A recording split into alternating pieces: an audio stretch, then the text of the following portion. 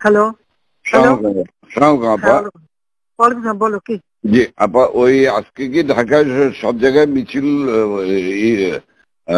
ইসের সময় কারফিউ শিথিলের সময় মিছিল করার নির্দেশ দিচ্ছেন? না, মিছিল না, যদি ওরা নামে টামে আমাদেরও প্রেজেন্সটা থাকা দরকার ওইভাবে। জি, কিন্তু মিছিল কি করবে? না না না না না, মিছিল করবে না।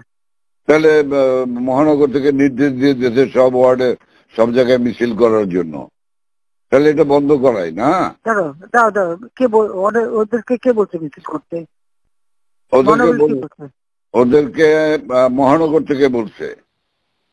মহানগর কে বলছে? তো মহানগরে কেউ না কেউ বলছে তো। জি জি, সেটা একটু জিজ্ঞেস করো তো। জি, আমি জিজ্ঞাসা করছি, আমাকে মোহাম্মদপুর থেকে ফোন করলো, মোহাম্মদপুর আদাবর থেকে, যে আমাদের মিছিল অর্ডার করেছে। উত্তর থেকে কাদের ভোলার কাদের ফোন করছে। ভোলার কাদের তো একটা মিথ্যে কথা, ওর কথা কই না তো, ও খালি জি আপা, জি আপা, ওটাই তাই না, ও সবসময় কিন্তু মিথ্যে কথা কয়। আপা তাহলে আমি একটু খবর নিয়ে আমি মির্জা আজমকে জিজ্ঞাসা করি। হ্যাঁ, মির্জা কে বলছে কি, যদি ইন্টেলিজেন্স বা এদের থেকে বলা হয় করতে পারে যে আমাদের প্রেজেন্সটা থাকলে তখন ওরা নামতে সাহস পাবে না, এটা সাপোর্ট হবে।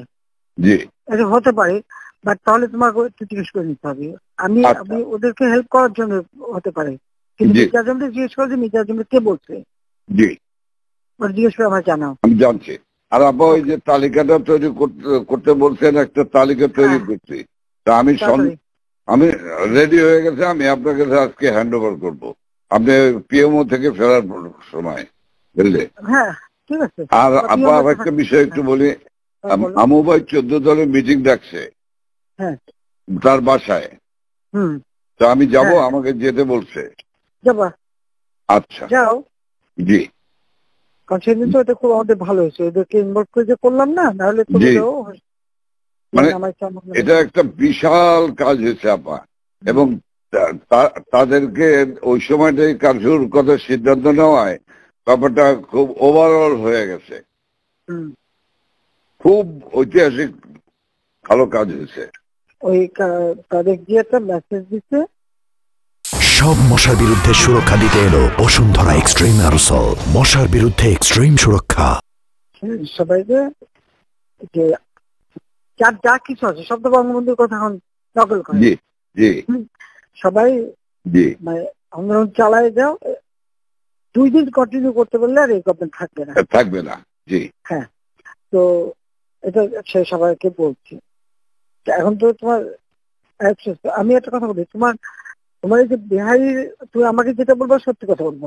জি, তোমার ওই মোহাম্মদপুরে যে বিহারি পড়ছিল, ওদের ভূমিকাটা কি?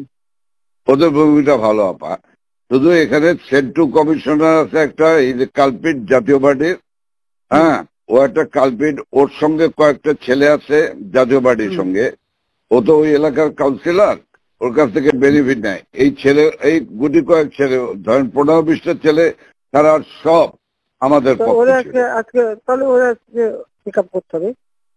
সেন্টু হলো সমস্ত রুট, মানে রুট অফ অল ইভিলস। তাহলে ওটাকে ধরাবো, ওটাকে ধরবে। আর এছাড়া আমার মোহাম্মদপুরের সব ঠিক আছে, শুধু পল্লবীটা ডিস্টার্ব। আজকে ওরা সব ক্যাম্পে নিয়ে পল্লবী সব নিয়ে মিটিং করতেছে।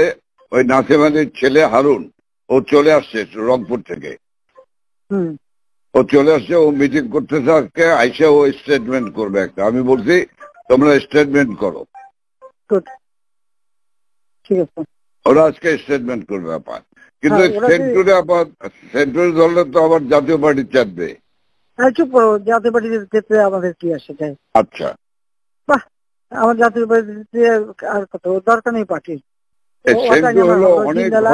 না না, ওই যে জিন্নালাস, আমি বলে দিচ্ছি, যেটা ডিস্টার্বিং এলিমেন্ট বলো, আমি এবার একটা থাকবো না, সব সাফা করবো।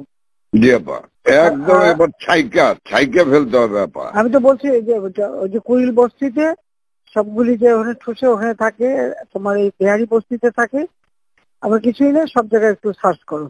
জি আপা, সার্চ করা। জি আপা, ব্লক রেড করতে হবে, জরুরি অভিযান। সেটাই চলতেছে এখন, সেটা চলতেছে, কিন্তু সেই সাথে জি আপা, বাঁচতে যেমন কিন্তু বাবরে বাবা। আর আমি ওইটা খবর দিয়ে আজমের কাছে খবর নিয়ে আমি আপনাকে জানাচ্ছি। শব্দ ডিস্ট্রিক্টে নাই। হ্যাঁ, তুই আমাকে ওইটা জানাবো, এটা খুব দরকার। হ্যাঁ, জি আপা। আচ্ছা, জি জি, আসসালামু আলাইকুম।